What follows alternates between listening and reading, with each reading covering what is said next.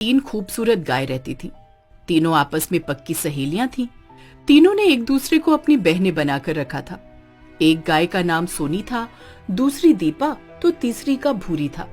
सोनी के दो जुड़वा बच्चे थे। बच्चे बहुत ही नटखट और प्यारे थे।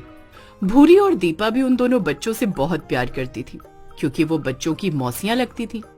लेकिन जितना खूबसूरत ये जंगल था और जितनी खूबसूरत इस जंगल में गाय रहती थी, उतना इस जंगल में रहना आसान नहीं था।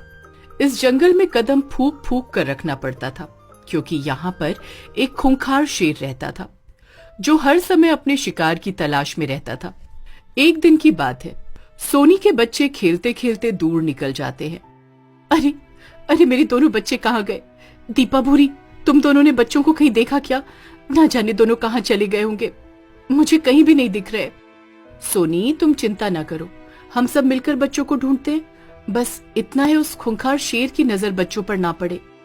जब बच्चे खेलते खेलते दूर पहुंच जाते हैं, शेर उन्हें देख लेता है और बहुत खुश हो जाता है और सही मौके का इंतजार करके बच्चों पर हमला करना चाहता था। तब तक शेर बच्चों पर अपनी नजरें गड़ाए हुए था।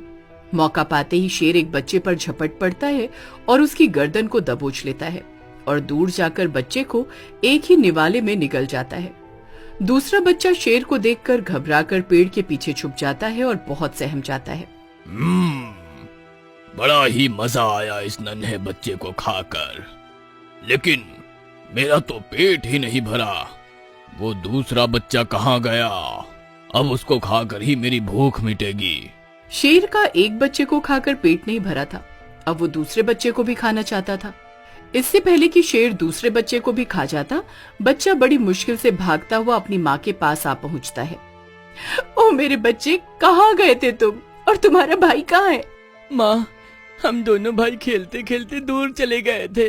वहाँ एक बहुत ही खूंखार शेर था, जो भाई को मेरी आंखों के सामने मार के खा गया, और वो मुझे भी खाना चाहता था, पर मैं जैसे तैसे अपनी जान बचाकर वहाँ से भाग आया।